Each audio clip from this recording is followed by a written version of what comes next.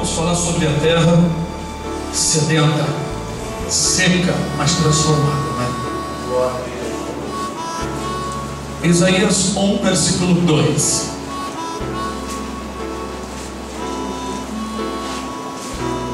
Todos acharam? Amém. Está escrito: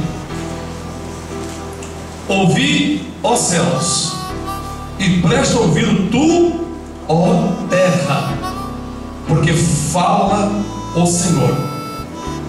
Criei filhos e exalcei-os, mas eles prevaricaram contra mim. Amém? Podeis assentar. O que eu quero chamar a atenção não é a exaltação de Deus a respeito do povo de Israel no tempo do profeta Isaías, mas sobre a terra. Nesse versículo, o Senhor manda o céu prestar atenção e a terra abrir os ouvidos para escutar. Esta expressão, ouve, ó céus, presta os ouvidos, tua terra, se refere aos anjos de Deus, aos arcanjos, aos querubins que estão nos céus. E terra é o povo de Deus. O homem é considerado como pó.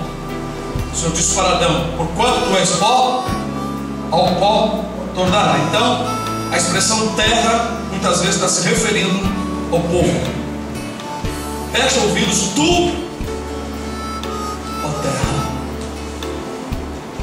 Agora abra no livro do profeta Isaías, ainda no capítulo 35.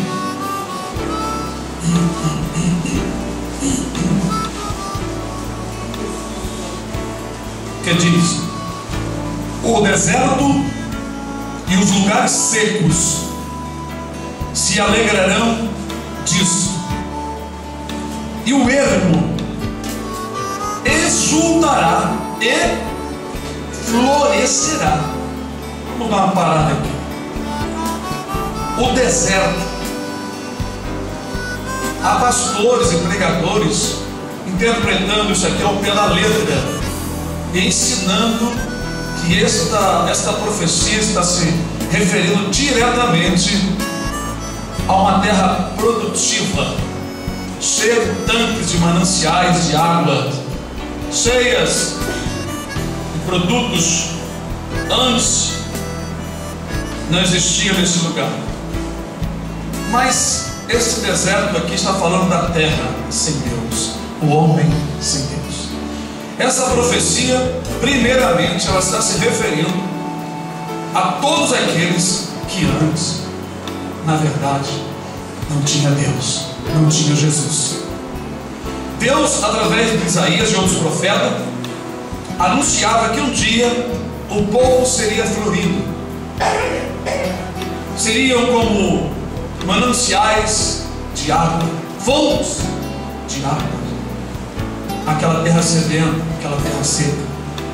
Quantos de nós experimentamos isso em tempos passados, quando não sentíamos o poder do Senhor, a mão do Senhor, a graça de Deus fluindo dentro de nós pelo Espírito Santo? Hoje, algumas pessoas podem até não estarem sentindo mais, devido a terem morrido espiritualmente, mas todo aquele que está ligado à oliveira sente fluir de dentro de si esse manancial. Nós vamos então examinar alguns textos a respeito de que a Escritura está se referindo terra, deserto, ao homem, às almas, as vidas. E essas comparações que é feita aqui nesse texto, por exemplo, Isaías, versículo 2, abundantemente florescerá, e também regurgitará de alegria, e exultará. A glória do Líbano se lhe deu, a excelência do Carmelo e Saron, eles verão a glória do Senhor, a excelência do nosso Deus. Ou seja, uma terra sedenta, seca, deserta, iria florescer como o Líbano, iria se tornar o jardim de Deus. Quer dizer, as pessoas que não tinham mais sentimento, mais sentido para viver, tristes, angustiados, desesperados, sem esperança, ao encontrar Jesus, torna-se um jardim de Deus, uma terra produtiva. Pois Jesus disse que a semente que caiu na boa terra produz de 1 a 100.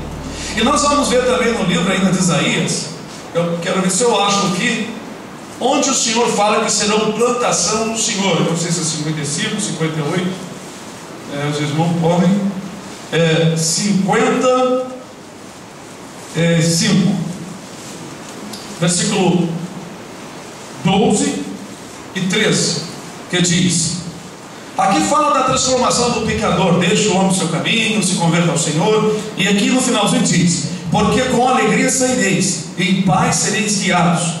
Os montes e os outeiros exclamarão de prazer perante a vossa face, e todas as árvores do campo baterão as palmas. Em lugar do espinheiro crescerá a faia, e em lugar da sarça crescerá a murta, o que será para o Senhor por nome e por sinal eterno, que nunca se apagará. Então, aqui diz que aquela terra espinhosa, aquela vida espinhosa, cheia de pecado, seria transformada em um jardim, em um lugar produtivo. Vocês podem olhar aqui, versículo 6 e 7, desse mesmo capítulo 55. Buscai ao Senhor enquanto se pode achar, invocai enquanto está perto. Deixe o ímpio o seu caminho, e o homem maligno os seus pensamentos, e se converta ao Senhor, que se compadecerá dele. Torne para o nosso Deus, porque grandioso é em perdoar. Então, esse texto refere-se que a pessoa que se converter, ela será transformada em uma terra espinhosa, em, por exemplo, um arbusto cheio de espinhos, para uma árvore frutífera, uma árvore que se tira proveito. Então as Escrituras falam muito nessa transformação, principalmente no Velho Testamento, as promessas dessa transformação vindoura. Então o livro de Isaías, no capítulo 35, voltando, quando fala que abundantemente florescerá e também regurgitará de alegria e exultará, se refere à manifestação do poder de Deus através do Senhor Jesus Cristo. Aleluia. Porque quando Ele ressuscitou, o Espírito Santo veio sobre todos aqueles que criam na palavra, na mensagem, tanto do Senhor como dos apóstolos posteriormente. E havia uma transformação, e as pessoas passavam a ser, como terras que um dia foi seca e agora eram produtivas. Vamos continuar aqui no livro de Isaías 35, para os irmãos entender. Confortai as mãos fracas e fortalecei os joelhos trementes. Dizei aos turbados de coração: esforçai-vos, não temais, eis que o vosso Deus virá com vingança, com recompensa de Deus. Ele virá e vos salvará. Aleluia. Essa profecia se refere à vinda do Senhor Jesus, que Ele iria remi-los e iria salvá-los da condenação eterna. Com a vinda do Senhor Jesus, todo aquele que crê é transformado, de maneira que as coisas velhas são passadas e tudo se faz novo. Os pensamentos têm que ser novos, as ideias e sentimentos devem ser novos. Se houver sentimentos antigos, é porque alguma coisa não está bem. Mas quando Jesus entra no coração, no centro do sentimento das pessoas, há uma transformação.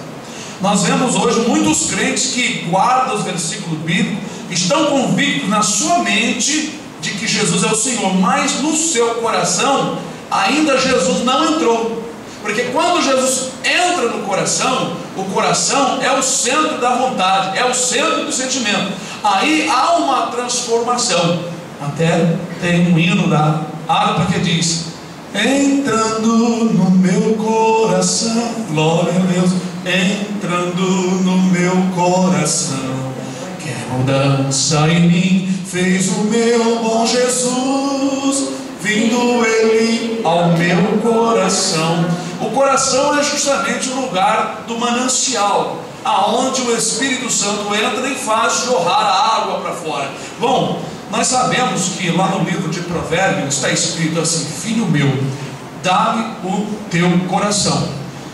Eu contestei contra essa mensagem que algumas pessoas pregavam, mas eu não sabia que ela estava escrita na palavra.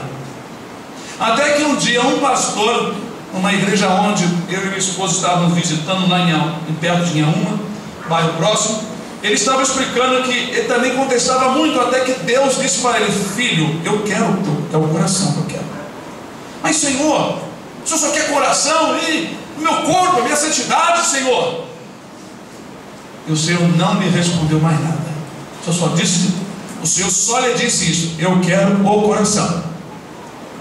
E ele passou a orar, a clamar, passou a ler a Bíblia, até que o Senhor lhe revelou por que está escrito: filho meu, dá-me o teu coração. Em Provérbio também tem um outro versículo que diz assim: de tudo que você deve guardar, guarda o teu coração, porque deles procede as saídas da vida. Então, se você não guardar o teu coração, não estamos falando, a gente fala aqui, sente aqui, não é desse músculo não, tá? O coração que a Bíblia fala é o teu espírito, aonde está o teu sentimento, é o local onde você sente. Porque se alguém colocar uma comida bem feita para você comer, mas você não está com vontade, não sente vontade de comer, você não vai comer, porque você recebe um comando de dentro do seu interior que você não quer comer, você não vai comer, então você não come. Então, se você é tentado dentro de um sentimento que já existe no teu coração, um sentimento não bom, inseguro, e você for tentado dentro desse sentimento inseguro, é provável você cair, é provável você ceder. Por isso que a Bíblia manda você guardar o seu coração, sentimentos. E é nessa área que o Espírito Santo quer entrar para dominar. Quando o Espírito entra nesse lugar, a terra seca passa a ser um manancial de água. A terra seca, o interior do homem, passa a florir. Mas existe muitos ainda que estão nas igrejas, mas são terra seca, porque não deixaram Jesus entrar no coração. Nós temos que receber Jesus no coração, no interior da alma, abrir mesmo o nosso interior, abraçar mesmo o Evangelho. Quando o Senhor disse que Ele estava à porta batendo, Ele está à porta. Ele não estava, Ele está, o verbo está no presente. Eis que eu estou à porta e bato. O Senhor diz que aquele que ouvir a sua voz e abrir a porta, Ele diz que vai entrar na sua casa, no seu coração, e vai cear com Ele. Jesus vai se alimentar entrando no nosso coração, e Ele diz que nós também iremos nos alimentar. Por isso que às vezes nós encontramos pessoas que estão com a Bíblia na mão e estão passando fome. Aonde está o erro? Pode ser que a igreja não esteja lidando, mas alguém que está numa igreja onde a palavra não está sendo pregada, se ele buscar o Senhor, ele encontra comida. É só abrir o coração. Jesus não disse: eu estou à igreja batendo. Se alguém não é, ele disse que eu estou à porta é individual. Então, essa terra aqui é a vida, é o interior, é o nosso espírito, é o nosso coração. Quando a Bíblia diz assim: bem-aventurados pobres de espírito, ou em Provérbios, humilde de coração, é a mesma coisa. Espírito e coração na Bíblia se refere ao sentimento. Então, quando Jesus entra no coração, quando você dá o teu coração para o Senhor e deixa Ele entrar, o teu sentimento é outro. Você passa então a ser essa terra produtiva aqui. Como diz aqui, versículo 5: então os olhos dos cegos serão abertos e os ouvidos dos surdos se abrirão. Com a vida de Jesus, tanto, claro, houve curas das pessoas voltarem a enxergar e voltarem a escutar, mas aqui está falando muito mais superior do que a cura natural. Com a vinda do Senhor no coração, a pessoa passa a enxergar melhor a vida, a pessoa passa a escutar a voz de Deus. Por que a Bíblia diz para não entristecer o Espírito Santo? Por que a Bíblia diz para você não extinguir o Espírito, ou seja, não apagar o fogo do Espírito? Porque você ficará nas trevas.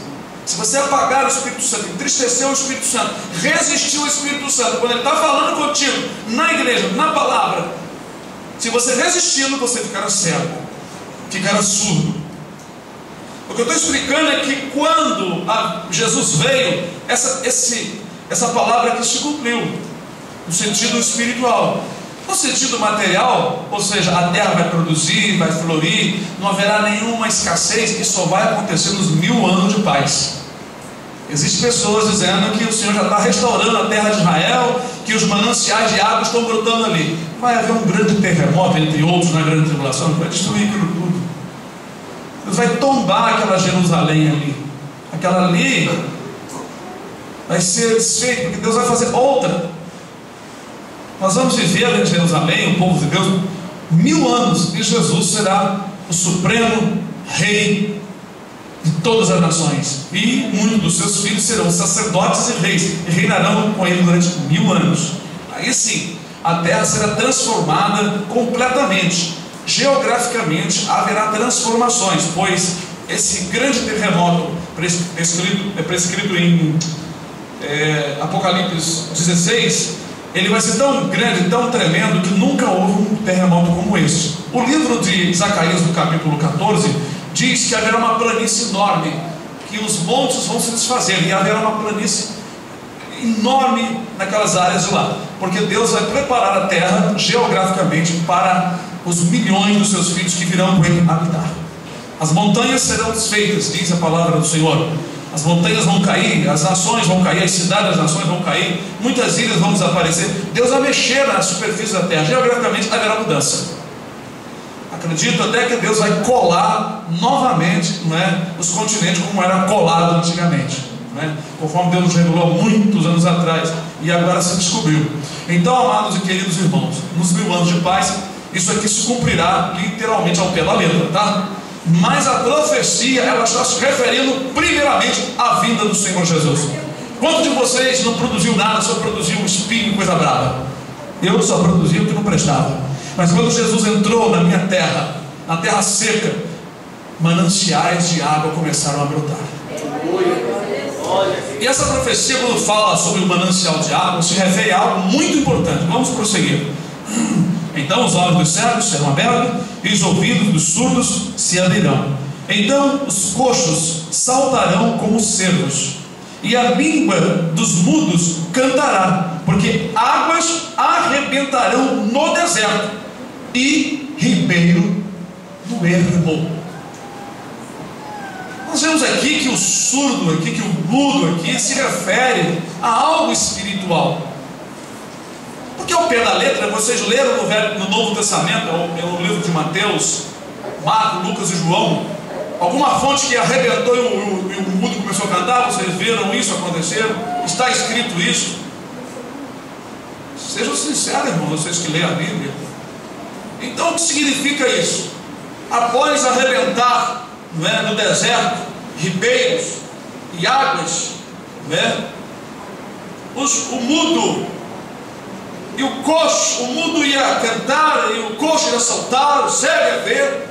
Então isso está se referindo que as pessoas, depois de receber o poder do Espírito Santo, passaram a louvar a Deus. Antes não louvava a Deus, louvava o inimigo. Passaram a enxergar pelos olhos do Espírito, pelos olhos da fé. Passaram a escutar a voz de Deus, o Espírito lhe comunicar a mensagem do Senhor. Bendito seja o nome do Senhor. Vamos ver aonde que essa profecia está no Novo Testamento? Vamos para o livro de João. Marque aí que eu já vou voltar aí, tá? Evangelho de João, capítulo 7.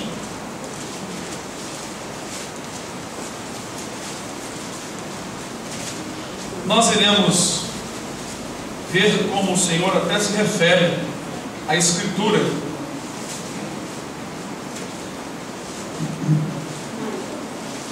João 7, 38 e 39, que diz: quem crê em mim, como diz a Escritura, rios d'água viva correrão do seu ventre. Aleluia. É isso disse ele aqui está toda a explicação. Está a explicação lá de Isaías, e está dizendo que águas são essas, que rios são esses. Isso disse ele do Espírito que haviam de receber os que nele crescem, porque o Espírito Santo ainda não fora dado, por ainda Jesus não ter sido glorificado. Aleluia. Mas não fica isso não, só aqui não. Nós, então, nesse texto, percebemos pela graça de Deus que a resposta do profeta Isaías está aqui. Que desertos são esses? Que terras secas são essas? Somos nós, são aqueles que vão receber, são aqueles que já receberam do Espírito Santo quando creram, porque o Espírito Santo é dado imediatamente quando a pessoa crê em Jesus, e o Espírito Santo ajuda a pessoa a ser transformada, guiando a pessoa, como está escrito em Romanos 8, né? Todos que são guiados pelo Espírito Santo, esses são filhos de Deus. Então, amados, o Espírito Santo é o nosso arroteador, ele é o nosso instrutor, é ele que vai nos guiando pelo caminho da verdade. Existem muitas religiões tomando a Bíblia na mão, muitos se dizendo líderes e pastores, mas quem dá o verdadeiro discernimento e a compreensão é o Espírito de Deus, não é? E quando ele nos revela, nós também passamos para os irmãos o que Deus tem nos dado. Vamos para o livro de Isaías capítulo 12, irmãos. Vamos examinar mais um texto. Isaías fala largamente a respeito de Jesus, do Messias, da salvação. É um livro muito importante, cheio de evangelho. O evangelho está aqui, irmãos.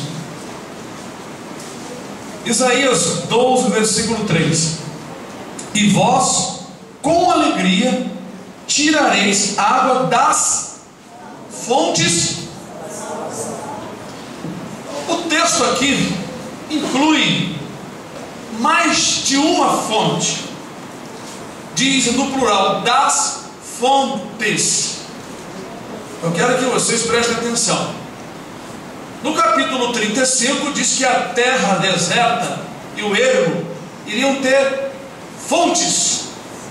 Ele não disse uma fonte, fontes. A fonte principal é o Senhor. Como ele disse também, eu sou a luz do mundo. Não foi isso que ele disse? Em outra escritura ele disse, vós sois a luz do mundo. Afinal, quem é a luz do mundo? Somos nós ou somos Jesus? Mas não diz também que nós somos a luz do mundo? Como é que vocês explicam isso? Porque Jesus habita em nós, e passamos também a sermos luz dos menores.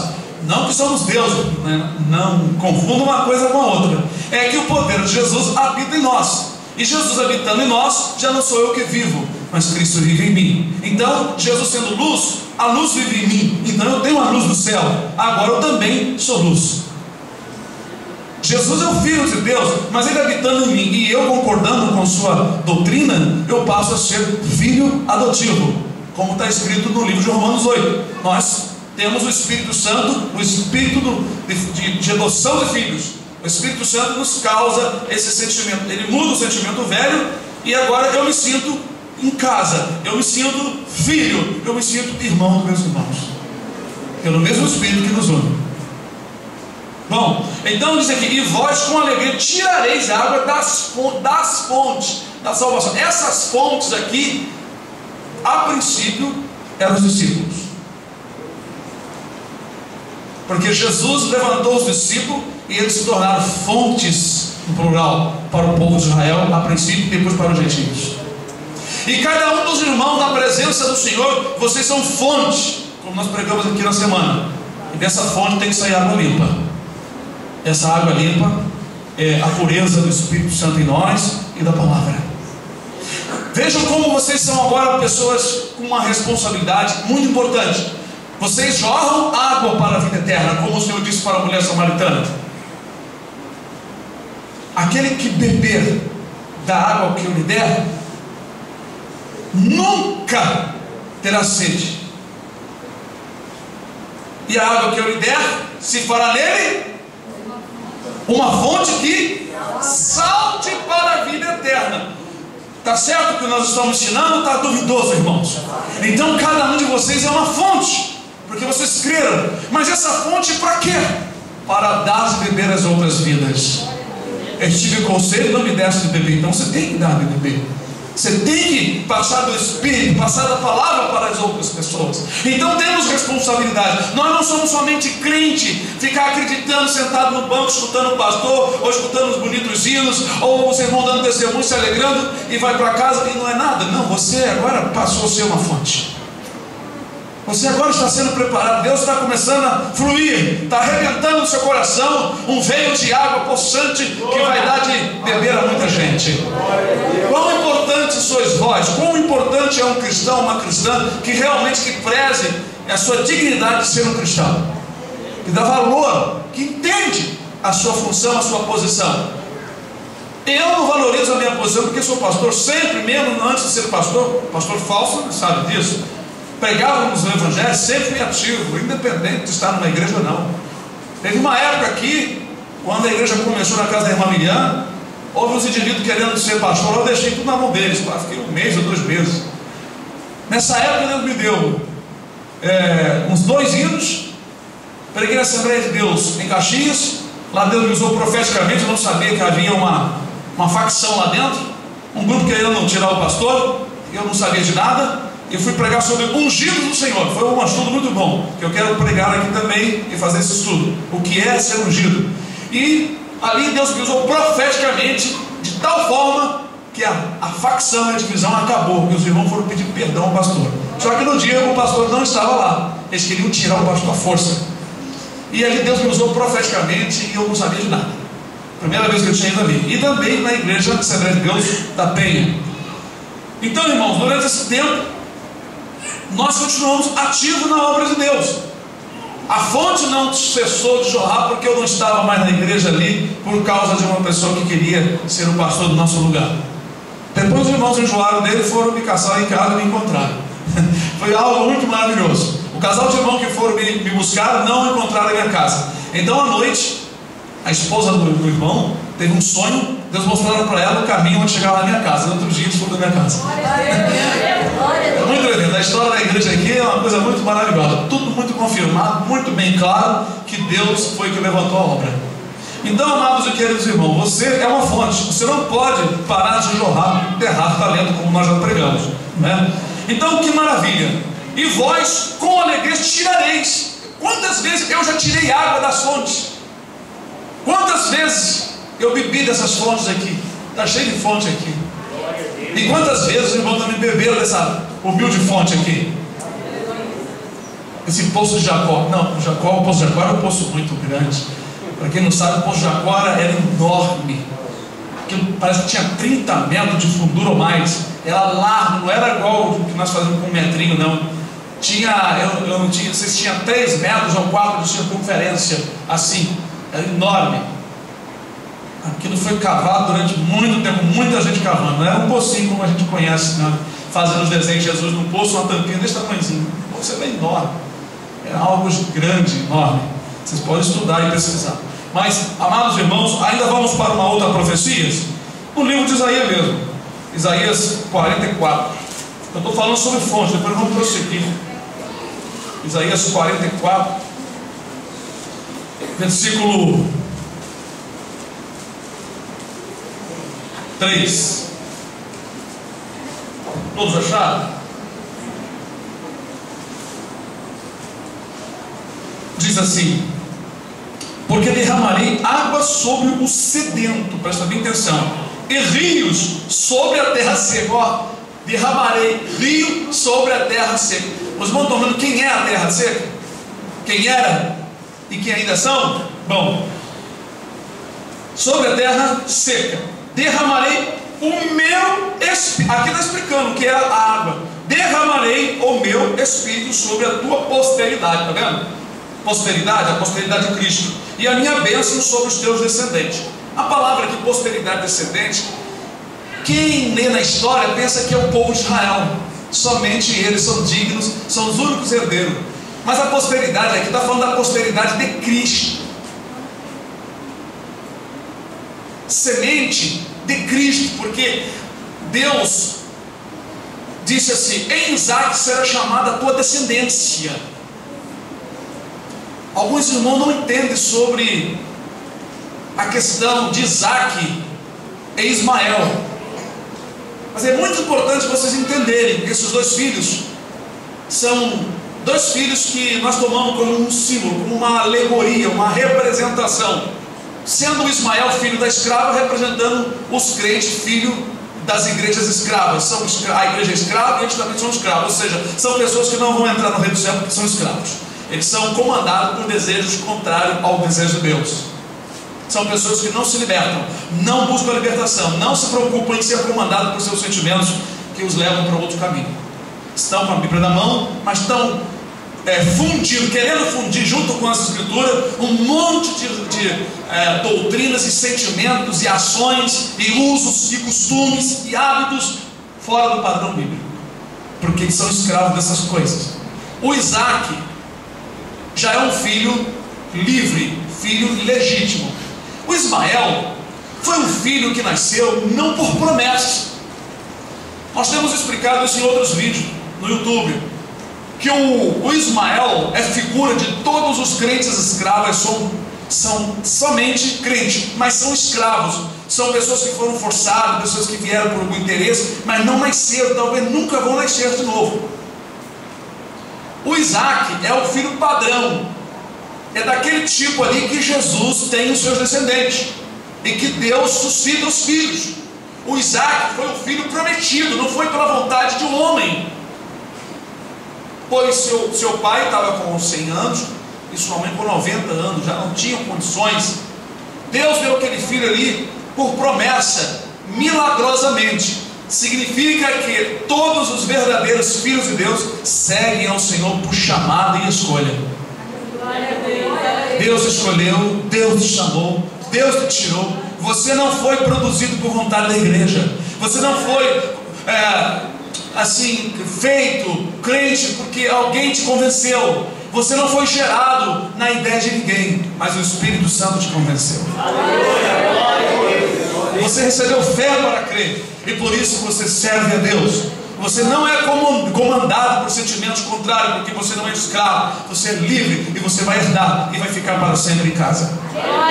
Essa é a grande diferença, entendeu, irmãos? Então, verdadeiramente, nós sabemos que aquele que é chamado por Deus, ainda que é uma terra seca, ele será transformado em um manancial, em uma fonte, será um rio, rios de água viva, como se Jesus correrá no seu ventre, rios de água viva correrão no seu ventre, falando do Espírito Santo. O Espírito Santo flui com um poder muito grande de nós quando pregamos, porque nós às vezes não sentimos o quanto é poderoso o Espírito agindo no coração de quem está ouvindo a palavra.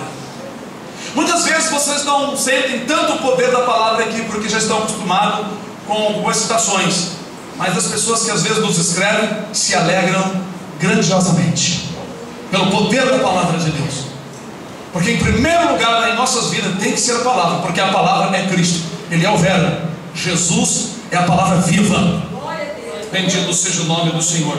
Então, irmãos, aqui explica que a terra é os descendentes e a água o Espírito Santo, e Jesus também explicou. Então, voltando para Isaías 35, vamos continuar? Então nós vamos ver o que se segue. Aleluia. Lerei novamente o versículo 7 para ficar na mente dos irmãos. E a terra seca se transformará em tanques. Então, irmãos, essa terra seca em tanques somos nós. É o povo de Deus que nasceu novamente, que agora estão agindo pelo Espírito Santo, Deus segundo a palavra. E a terra sedenta em mananciais de águas, e nas habitações em que jaziam os chacais haverá erva com canas e junco. Eu quero falar sobre os chacais e habitações.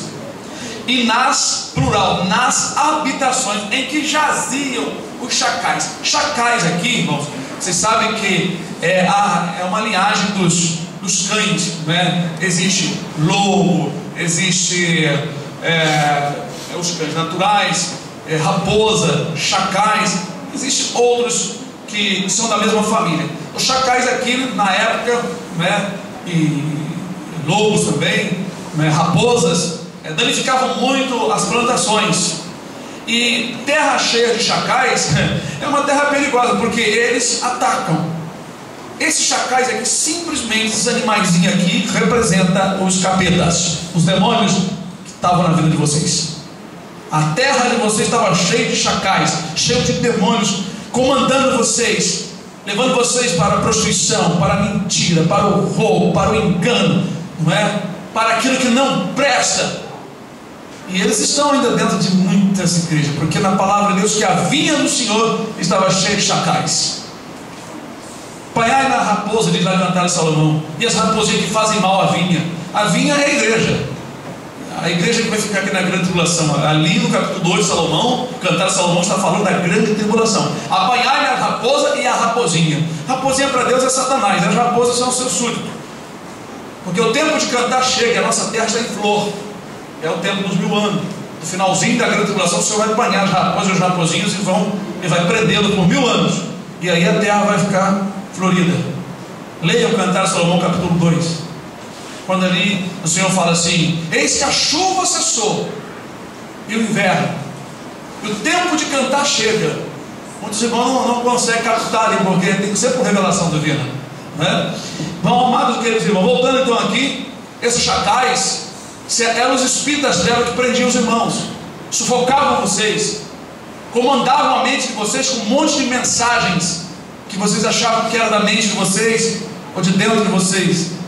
Mensagens malignas, mensagem que toca no seu sentimento, que se você mantê-las na sua mente e seu coração, daqui a pouco está transformado, tu está endemoniado, e tem que repreender. Há momentos que mensagens que são dados inflamados malignos, você não repreende, você concorda com Satanás, e os demônios percebem isso e vão te monitorando, até perceberem que você está bem sensível até eles armarem o laço. Aí você será atraído, seduzido pela tua concupiscência, concupiscência que brotou, concupiscência que você deixou brotar, mensagem que você recebeu e você não repreendeu. Mas aquele que tem o Espírito Santo, ele logo percebe que algo estranho está acontecendo, uma mudança está querendo ocorrer, então ele começa a repreender e ir para os pés do Senhor, porque ele é uma terra não mais seca, tem um manancial jorrando, tem uma fonte, tem um rio, e esse rio, irmão, está lá no Salmo 46, cujo rio, né, que flui da cidade de Deus, cuja corrente, né? Vamos lá no Salmo 46, é bonito essa palavra. Muitos irmãos leram não conseguem entender esse rio, mas é o Espírito Santo na igreja. A cidade é a igreja. É Salmo 46, é 36 ou 46? É 46? E agora, irmão, que eu me perco, hein? Se eu citar alguma coisa errada, me perdoa, mas Salmo versículo 4, 46, 4. Há um rio, olha só o rio de novo aqui. Há um rio cujas forças, eu vou ler na simplicidade das palavras de hoje, né? Há um rio cujas forças, o Espírito Santo pela sua força, que a palavra corrente aqui, a correnteza é a força do rio, aonde está aquela pressão da água levando, é a força do poder de Deus, do Espírito Santo. Há um rio cuja corrente, cuja força alegram a cidade de Deus, aleluia, o santuário das moradas do Altíssimo. Aonde é que é a cidade de Deus? É vocês, irmão, a igreja. A cidade de Deus é a igreja, a nação santa é a igreja, cujo Deus é o Senhor, é a igreja, irmão. A cidade santa não será abalada, está escrito aqui, aleluia. Deus está no meio dela, no meio dela. Já pensou se você ler o pé da letra que Jesus estava somente em Jerusalém? A cidade é a igreja, aleluia. Deus está no meio dela, não será abalada. Deus ajudará ao romper da manhã. Você sabe o que significa a palavra ao romper da manhã? Alguns irmãos sabem, porque eu já ensinei aqui. É o momento que nós somos arrebatados. Por que é romper da manhã? Você sabe por que é romper da manhã? Saber por quê?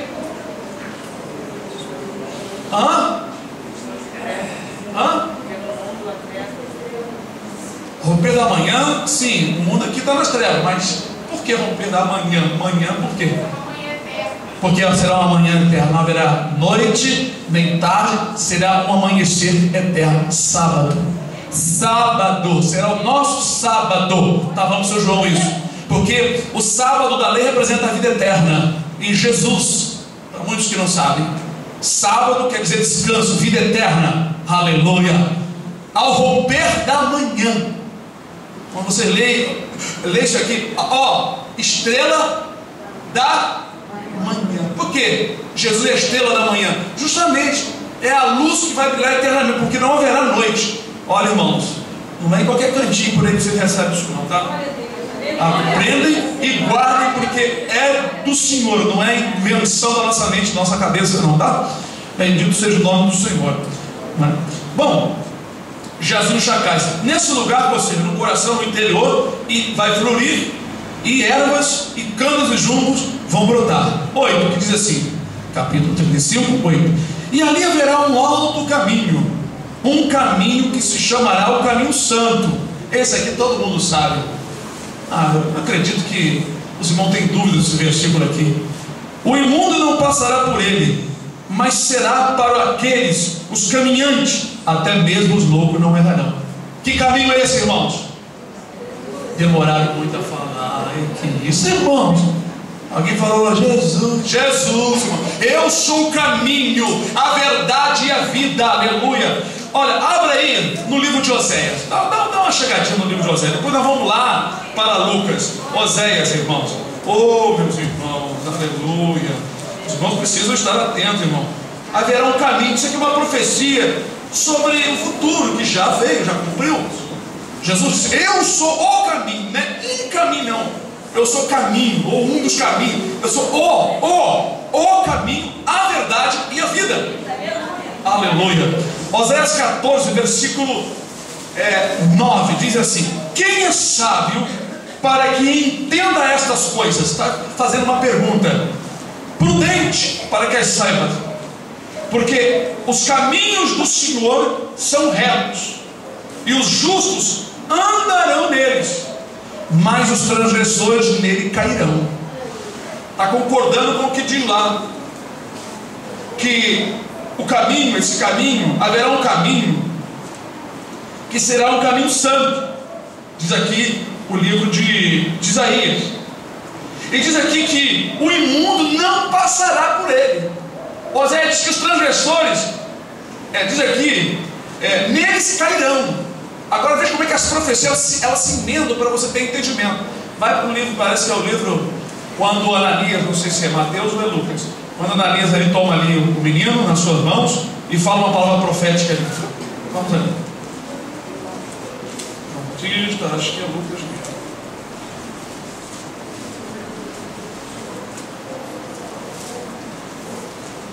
Estou segurando aqui, estou com dificuldade de abrir aqui. Cântico de Maria. Vamos ver aqui. Simeão e Ana. Lucas capítulo 2. Versículo 29 em diante, que diz: agora, Senhor, despede em paz o teu servo, segundo a tua palavra, pois já os meus olhos viram a tua salvação. Aleluia. Estou vendo no versículo 30, agora o 31 do capítulo 2 de Lucas, a qual tu preparaste perante a face de todos os povos, luz para iluminar as nações, e para a glória do teu povo Israel. E José e sua mãe se maravilharam das coisas que deles se diziam. E Simeão os abençoou e disse a Maria, sua mãe: eis que este, Jesus, é posto para queda, de que o imundo não passará por ele, para queda e elevação de muitos em Israel, e para sinal que é contraditado. Então, Jesus não é um sinal para muitos bom, né? Um sinal bom para muitos, mas um sinal contraditado. E diz aqui, conferindo com o que está escrito em Oséias, em Isaías, não é? Que este caminho, não é? Este Jesus, a verdade, não é? Seria para a elevação de muita gente que foram salvos, mas para outros, queda. Nem sempre a palavra causa um efeito de elevação, às vezes ela causa um efeito de queda. Mas por quê? Porque o transgressor, ele cai, ele tropeça, ele não pode andar no caminho, porque esse caminho é santo. Como você vai tirar uma habilitação, a carteira de habilitação de motorista, se você não tem condição de obedecer os sinais e aprender? Você vai bater, você vai ser ferido. É exatamente isso. Por isso que existe regra sobre regra, regra sobre regra, mandamento sobre mandamento, um pouco aqui, um pouco ali. E é lei sobre lei, para que vão, caiam para trás, se quebrando, se enlacem e sejam presos. Deus dificultou o caminho para os céus, em termos, ou seja, para aquele que é obediente, tem o seu coração aberto, para que a fonte jorre para a vida eterna, ele vai romper todas as barreiras da vida. Mas para aqueles que dão muito valor à vida material, vão tropeçar e vão cair no abismo. Por isso que a profecia diz, não é? Ali haverá um alto caminho, um caminho que se chamará o caminho santo. É santo, é puro, caminho puro, caminho santo. O imundo não passará por ele. Imundo são pessoas que se sujam com o pecado, com seus desejos carnais, contra a vontade de Deus. Todos são imundos. Nós éramos imundos por causa dos nossos pecados, nós éramos filhos da ira, mas agora, arrependidos pela fé em Cristo Jesus, nós somos lavados pelo sangue do Cordeiro, e Deus não vê mais a mancha do pecado como era antes. Agora te vê você lavado, puro, santo, imaculado, como pedra preciosa em suas mãos. Aleluia. Ele vê assim. Deus não vê como nós às vezes lembramos dos nossos próprios pecados, mas Ele vê você uma nova criatura. Ele vê você como uma criancinha que nasceu de novo, entrando na barriga, de novo, está chorando ainda, precisa de mamar, crescendo os dentes para mastigar. Ele vê você assim. Deus não vê nós como, às vezes, nós olhamos muitos defeitos de um dos outros. Deus, Ele quer ver o que você quer fazer. Ele sabe que você erra algumas vezes, mas Ele quer ver se no teu coração você tem vontade de acertar. Isso é o essencial para Ele. Ele vê o seu interesse, o seu ânimo, a vontade que você tem de crescer. Ele vê que a sua fonte jorra. Aleluia. Bendito seja o nome do Senhor. É isso que na verdade tem acontecido, uma explosão de vida dentro de nós. Mas essa fonte não pode parar de jorrar dentro de nós, porque é um rio que vai fluindo e vai crescendo, e cada vez que você vai buscando a Deus, ele vai ficando mais profundo. Ezequiel 37. Quanto mais você vai se aprofundando, se aproximando, vai se estendendo mais, vai tendo mais conhecimento, vai chegando mais próximo, esse rio vai se tornando mais fluente, mais poderoso na sua vida. Aleluia. Quando você começa, ele dá nos seus artérios. A profecia de Ezequiel é que de tempo em tempo Deus foi aumentando esse poder do espiritual na vida do povo de Deus. Nós estamos agora numa fase em que está transbordando, só passa por ele a nada. Você tem que agora fazer um esforço muito grande, porque o Espírito Santo está operando com um poder extraordinário na vida de todo aquele que crê. Essa fonte que sai da casa do Senhor, esse rio que as profecias de Zacarias, de outras profecias, esse rio que sai debaixo do altar, Ezequiel, é o Espírito de Deus, que de acordo com as pessoas ele vai se tornando mais forte, mais pesado. Há um rio cujas correntes alegram a cidade de Deus. Aleluia. Glória, glória a Deus. Aleluia. Glória a Deus, aleluia. Bendito seja o nome do Senhor. Se não fosse, irmãos, esse rio de água viva, olha, irmãos, jorrando dentro de nós e fazendo de nós fontes vivas também, nós estávamos mortos como terras secas e sedentas. Aleluia. Então, irmãos, isso é para nós valorizarmos o trabalho do Senhor, e para você dizer: Senhor, muito obrigado, Senhor. Obrigado por tua morte, Senhor, porque essa vida jorrou para mim, e agora eu posso ter uma vida em abundância. Aleluia. Para que tenham vida. Eu vim para que tenham vida, e a tenham com abundância. Irmãos, essa vida com abundância flui daqui de dentro, irmãos, no poder do Espírito Santo de Deus. Aleluia. Diz então no versículo, aleluia, 8 em diante: o imundo não passará por ele, mas será para aqueles, aleluia, os caminhantes. Você é caminhante, irmãos? Eu sou caminhante. Os caminhantes, até mesmo os loucos não morrerão. Vocês sabem que são loucos. Loucos são aqueles que na verdade são considerados pela sociedade por causa deles não entenderem a palavra de Deus que nós pregamos. Pois a Bíblia diz, no livro de Coríntios, que a pregação do Evangelho é loucura para o povo sábio, porque para eles não tem motivo nenhum de nós sermos o que nós somos, não existe razão nenhuma para eles não encontraram nenhum valor nisso, como nós também não encontramos mais nenhum valor na ciência para a vida eterna, só nas coisas materiais. Aleluia. E os resgatados do Senhor, o resgate foi feito pelo sacrifício do Senhor Jesus na cruz, voltarão e virão a Sião. A palavra voltar e vir a Sião parece até que está falando de judeus espalhados no mundo, que o Senhor vai trazê-los vai regressá-los à cidade de Jerusalém. Não, irmãos, esse regresso aqui é para o céu. Foi de lá que nós viemos e para lá nós voltaremos. Só os caminhantes. Está cheio de escritura mostrando regresso para a cidade, regresso para o arraial, cheio de escritura mostrando regresso da viúva, regresso da mulher com sua família, depois de 7 anos, depois de 7 dias, depois de 70 anos, tudo referindo que um dia nós viemos de Jerusalém celestial e nós vamos regressar para lá novamente. Só os caminhantes. E os resgatados, só os resgatados do Senhor voltarão e virão a Sião, com júbilo e alegria eterna haverá sobre as suas cabeças. Gozo e alegria alcançarão, e deles fugirá a tristeza e o gemido. Isso aqui só vai cumprir naquele dia, fugir a tristeza e o gemido, não é somente quando Deus finalizar todas as coisas. Irmãos, que maravilha, irmãos, nós pegar um estudo como esse, não é? E o Senhor nos dá assim entendimento e compreensão de como é importante a obra do Senhor na vida de cada pessoa, de cada um irmão. Como você é importante no sentido de você andar na presença de Deus. Nesse sentido, se você não estiver na presença de Deus, a importância acaba, o seu valor acaba. Enquanto você preserva o Espírito Santo, você é uma fonte que jorra para a vida eterna e jorra para as pessoas. Você dá de beber, você é muito importante, como diz aquele hino. Você tem valor, o Espírito Santo se move, ele flui em você. Aleluia.